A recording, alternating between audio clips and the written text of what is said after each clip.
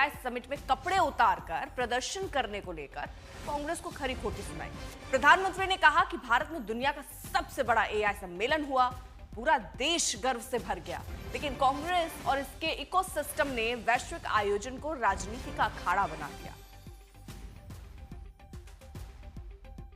AI impact summit में youth Congress के प्रदर्शन पर प्रधानमंत्री नरेंद्र मोदी ने कांग्रेस पर करारा हमला बोला। साथ ही कहा, कांग्रेस की इस हरकत के बाद विपक्षी दलों ने उनका साथ छोड़ दिया। इससे पहले अखिलेश, मायावती समेत कई दलों ने भी ऐसे प्रदर्शन पर सवाल उठाए। वहीं आपको बता दें, एआई समिट में प्रदर्शन मामले में दिल्ली पुलिस का अलग अलग जगहों पर छापा भी चल रहा है।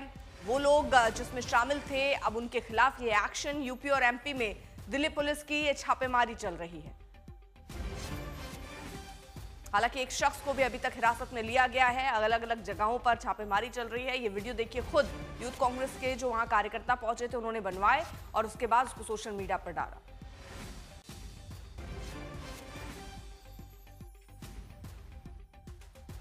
हालांकि कांग्रेस पार्टी सोच और समझ नहीं पा रही कि आखिरकार उसको करना क्या है। अपने इन कार्यकर्ताओं के साथ रहना है, क्योंकि इतिहास के अगर पन्नों को आप पलट कर देखते हैं तो 2011 में कॉमनवेल्थ गेम्स के वक्त पर जरूर ये कहा जाता है कि उस समय प्रदर्शन हुए, लेकिन याद रखना होगा कि उस वक्त अंदर जाकर कोई प्रदर्शन नहीं हुआ। समिट शुरू होने से पहले प्रदर्शन हुआ था। यहां एआई समिट के अंदर, यानी जिस जगह को चुना गया, उसको लेकर विवाद सबसे ज्यादा बढ़ गया है। वहीं एआई समिट में यूथ कांग्रेस के प्रदर्शन पर जबरदस्त सियासत है। मेरठ में एक जनसभा के दौरान प्रधानमंत्री नरेंद्र मोदी ने कांग्रेस पर हमला बोला। प्रधानमंत्री ने कहा कि कपड़े उतारकर प्रदर्शन करने की क्या जरूरत थी, कांग्रेस तो वैसे भी नंगी।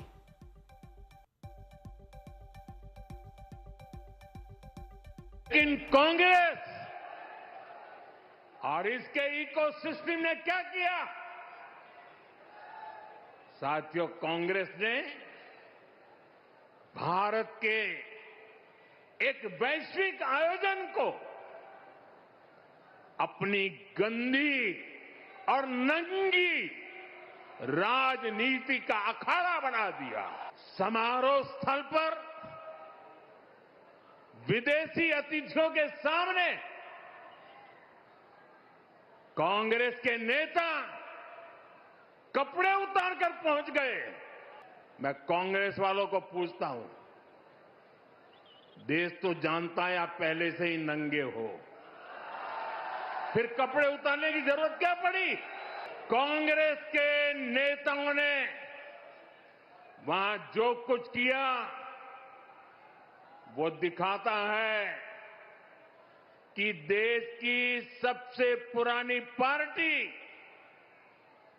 वैचारिक रूप से कितनी दिवालिया हो गई है, कितनी दरिद्र हो गई है। बदनाम करने के लिए राहुल गांधी तो विदेशों में जाते हैं तो उनका 1 पॉइंट एजेंडा रहता है, to malign the image of India. जैसे भी हो, भारत का जो अपनी छवि है उसको बर्बाद करें, उसको खराब करें। लेकिन अब विदेश से हमारे गेस्ट यहाँ आए, इतना बड़ा कार्यक्रम जिससे हम विश्व के टॉप पे पहुँचने वाले हैं, उसको भी इन लोगों ने कोशिश किया कि इसको भी बदनाम करें, खराब कर दें और भारत के नाम को खराब करें, देश को बर्बाद करें। प्रधानमंत्री ने नंगे शब्द का प्रयोग किया है। ये कोई शब्द है बोलने का, जिसने अमेरिका के सामने आत्मसमर्पण किया? आप बात करते हैं, आपने तो एक ऐसा ट्रेड डील करी जिससे इस देश का किसान तबाह हो जाएगा, इस देश की अर्थव्यवस्था चौपट हो जाएगी, इस देश का उद्योग इससे प्रभावित होगा, निवेश पर डेंट लगेगा और नौकरियां बननी बंद हो जाएंगी। ये किया है नरेंद्र मोदी जी ने। एआई इंपैक्ट समिट में यूथ कांग्रेस के प्रदर्शन पर प्रधानमंत्री मोदी ने कांग्रेस पर करारा हमला बोला। कांग्रेस की हर हरकत के बाद बीजेपी ने, और खासतौर पर प्रधानमंत्री ये कह रहे हैं कि विपक्षी दलों ने उनका साथ छोड़ दिया है। ये हम अलग अलग जगहों की आपकी तस्वीरें दिखा रहे हैं, किस तरह से यूथ कांग्रेस का प्रदर्शन हुआ। उसके बाद अब राहुल को बीजेपी निशाने पर ले रही है। कांग्रेस देश के लिए बोझ बन गई है और मुझे इस बात का संतोष है कि दिल्ली में जो घटना घटी, कांग्रेस के सभी साथी दलों ने कांग्रेस की भरपूर आलोचना करने की हिम्मत दिखाई है। मैं विपक्ष के इन साथियों का सच्चाई के साथ और देश के गौरव के साथ खड़े रहकर रहने के लिए उनका मैं सार्वजनिक रूप से आभार व्यक्त करता हूं। अब प्रधानमंत्री ने इसलिए कहा कि कांग्रेस के साथ बाकी के विपक्षी दल यानी कांग्रेस के साथ नहीं है, क्योंकि अखिलेश यादव ने कांग्रेस के प्रदर्शन के साथ सहमति नहीं जताई, बल्कि उन्होंने कहा कि ऐसे प्रदर्शन के पक्ष में वो नहीं है। समिट, वैसे हमारे मुख्यमंत्री एआई के बारे में कुछ जानते नहीं है, एआई के बारे में नहीं जानते हैं। और जब दुनिया के डेलीगेट्स आए हों, दुनिया के बड़े बड़े राष्ट्रपति प्रधानमंत्री आए हों, तो हमें चीन का नकली रोबोट नहीं लाना चाहिए था। आखिरकार ये गलती सरकार की हुई है, इतना अपमानित होना पड़ा। अभी कार्टून मैंने एक देखा जिसमें ये रोबोट है जो वो हमारे मेक इन इंडिया के शेर को दौड़ा रहा है। बताइए, चीन का दिखाना पड़ा इन्हें। और उसके बाद जो और हंगामा हुआ है, इसके पक्ष में मैं नहीं हूं। ये सरकार झूठ बोलती है, सरकार धोखा देती है, वो अलग बात है, वो हम अपने इंटरनल उसमें लड़ लेंगे। अब तो पूरा देश जान गया कि बीजेपी झूठ बोलती है, तो उस तरह का प्रदर्शन नहीं करना चाहिए था जिससे फॉरेन डेलीगेट्स और फॉरेन कंट्री के सामने हमारी आपके देश का अपमान होता। एआई समिट में यूथ कांग्रेस के प्रदर्शन पर कांग्रेस नेता और पूर्व केंद्रीय मंत्री मार्गरेट अल्वा ने भी सवाल उठाए। अल्वा ने कहा कि अंतर्राष्ट्रीय कार्यक्रमों में गरिमा होनी चाहिए, अनुशासन होना चाहिए, जिम्मेदारी का भाव भी होना चाहिए।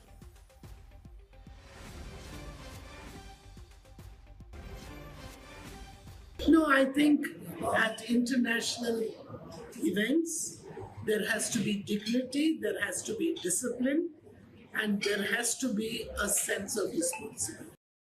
मौसमी हमारे साथ हमारे सहयोगी इस वक्त जुड़ चुकी हैं। मौसमी, इसमें कांग्रेस पार्टी का आधिकारिक बयान क्या माना जाए? ये जो प्रदर्शन हुआ शर्टलेस, इसके पक्ष में है या इसके अगेंस्ट है? क्योंकि कुछ नेता तो खुलकर इसका समर्थन कर रहे हैं, लेकिन कुछ हैं जो कह रहे हैं शालीनता बनाए रखना चाहिए।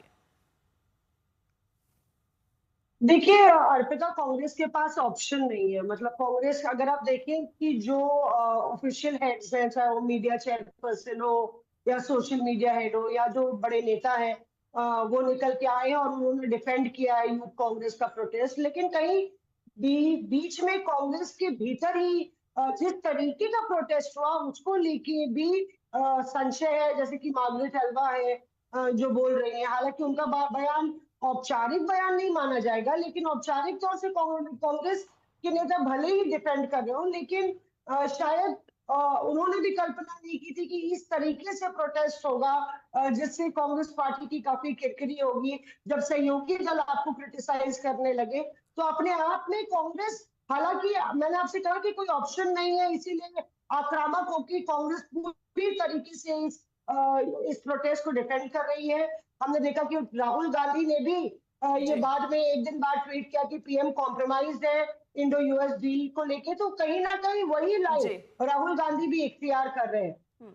बहुत बहुत शुक्रिया आपका तमाम जानकारी के लिए। तो एआई समिट में यूथ कांग्रेस कार्यकर्ताओं ने प्रदर्शन किया था, सियासत एक तरफ, अब एक्शन हो रहा है। पुलिस ने उस गाड़ी को बरामद किया है। सूत्रों की माने तो बरामद गाड़ी से पोस्टर और टी शर्ट्स बरामद हुए हैं और इसकी और पुलिस की तफ्तीश जारी है। और आज ही दिल्ली पुलिस को बड़ी सफलता मिली है, जिसमें एक 5वां आरोपी जो प्रोटेस्ट में मौजूद था, जितेंद्र शर्मा, उसे दिल्ली पुलिस ने आज अरेस्ट किया है। इसके साथ ही दिल्ली पुलिस ने एक गाड़ी भी रिकवर की है। सूत्रों की माने तो इस गाड़ी के अंदर से भी काफी मटेरियल ऐसा मिला है जो एआई समिट में बवाल के दौरान इस्तेमाल हुआ था। कई पोस्टर्स और टी शर्ट्स जो इस पूरे बवाल में इस्तेमाल हुए थे, पूरे प्रोटेस्ट में इस्तेमाल हुए थे, वो इसी गाड़ी के अंदर से मिले हैं। ये गाड़ी पिछले कुछ दिनों से चाणक्यपुरी में हिमाचल सदन के अंदर खड़ी थी। अगर आप ये इस गाड़ी को देखें तो ये गाड़ी बिहार रजिस्ट्रेशन नंबर की है और ये दोबारा ये कहीं ना कहीं साबित करता है और दिल्ली पुलिस की थ्योरी को कहीं ना कहीं मजबूत करता है कि ये जो पूरा आयोजन था इस प्रोटेस्ट का, ये पूरा आयोजन कहीं ना कहीं प्री प्लान्ड था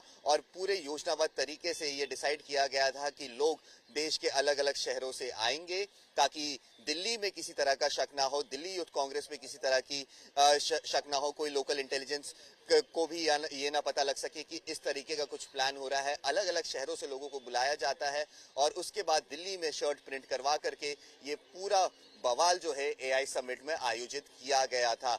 दिल्ली पुलिस ने अब जो 5वां अरेस्ट किया है, इसकी 2 दिन की पुलिस कस्टडी हासिल कर ली है और अब पांचवें आरोपी को अरेस्ट करने के बाद अब 5 को एक साथ बैठा करके दिल्ली पुलिस ये कहीं ना कहीं जानना चाहती है कि पूरी प्लानिंग किस तरीके से की गई थी, इसके पीछे मास्टरमाइंड कौन था और क्यों एआई समिट को चूज किया गया।